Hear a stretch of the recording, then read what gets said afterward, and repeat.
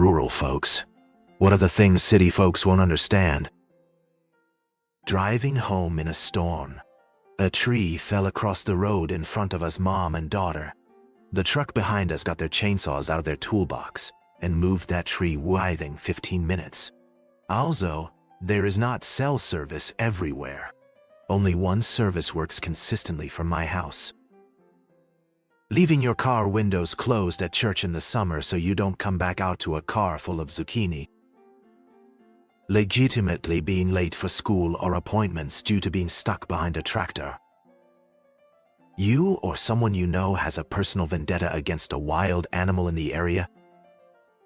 Standing on my back porch in winter, and there is absolute dead silence. Weird noises in the woods. Deer tire. Glowing eyes in the shadows. Dedintonandamti. Istai. Didandir. Dekadeo. Dendi. Dice. Something following you down a dark country road? Deer Dotti. It's always fucking deer. Town pants. You need to carefully plan out your shopping needs because that trip to Walmart or Home Depot might be a 2-hour round trip. Having your name and age listed in the local newspaper when you're pulled over for speeding and your family friends get to give you shit for it because everyone lives to read the weekly police report. Full-grown pigs are massive and terrifying, and they can and will eat someone if ever they get the opportunity. There is no animal control out where I live, and no shelters within 100 miles that will take strays. If you dump your cat or dog, they will be eaten by a predator, starve to death, or be shot. Country life is slower than your lifespan. City, you can go year after year seeing new buildings pop up, business, events, etc. Country county fair every year. Maybe a new building every 10 years. New business 5 years.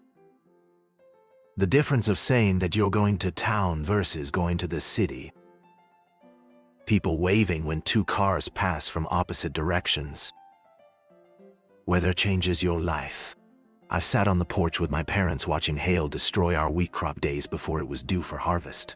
There's nothing you can do. You just watch. I've also stood in a circle with my parents and older brother in the yard while we prayed for rain. For farmers, weather is destiny. The sound of spring peepers can be deafening. Also, I miss it with all my heart. You're probably on well water, which means that if the power goes out, you no longer have water.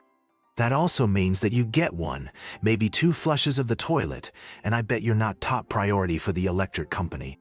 Choose wisely. Or get a generator. Not flushing the toilet because the power's out. I'm reminded of my time at the University of Iowa. A fellow I knew, grad student age, but he wasn't actively attending, walked with a cane because of a gimpy leg. He broke it when he was a child, but he'd tell anyone who asked that he was mauled by a sow. He said the city people would just laugh it off as a joke. The country people would look at him in horror and say, "And you're still alive?" No. How dark it is at night. You see how many stars there are, how bright and gorgeous, how busy the night sky truly is. The nearest fire department is you, and your neighbor 10 miles away, with a couple flatbed trucks and 500-gallon tanks of water on them.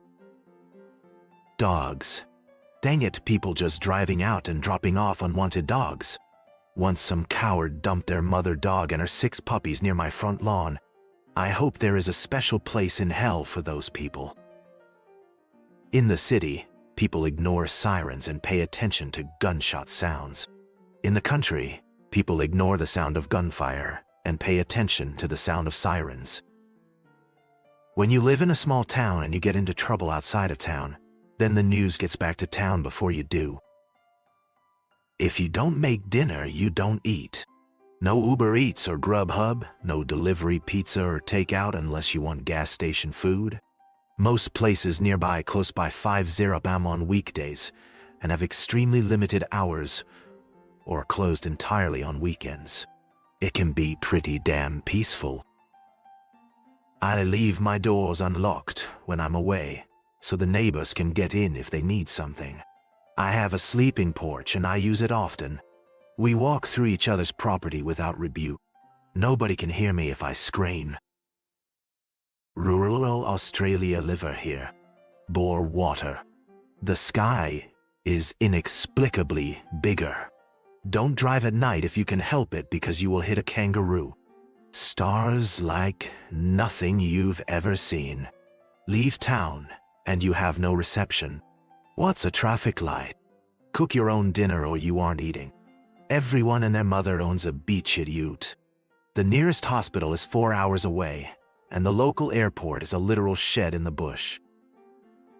Stores not being convenient. The importance of keeping a good amount of gas in your vehicles. Lack of streetlights. Waiting 45 minutes for an ambulance. No public transport, no cabs, no Uber or Lyft.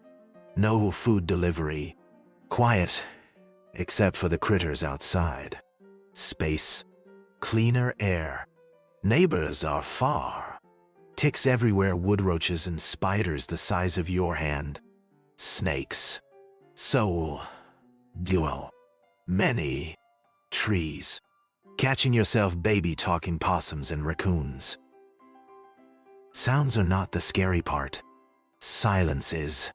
I had been walking with my younger sister and dog. I was 10. She was 8. Suddenly world went dead silent and my dog froze, trying to huddle near the ground. Almost immediately I had unclipped her. Dog went bounding home.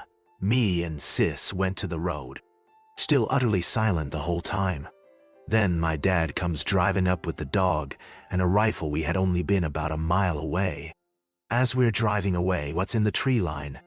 A Fing mountain lion daughter. If I call 911, nobody will be here for at least 30 minutes for EMS, 45 for fire, and an hour for police. And that's assuming they have nothing else to do and respond immediately. If the house is on fire, you call the neighbors. In less than 10, there will be half-dozen tractors with water tanks and hoses. Lop your foot off? Call the neighbors. They'll drive you to the ER. Somebody means to do you harm. Shoot back or die waiting for the sheriff. Your choice.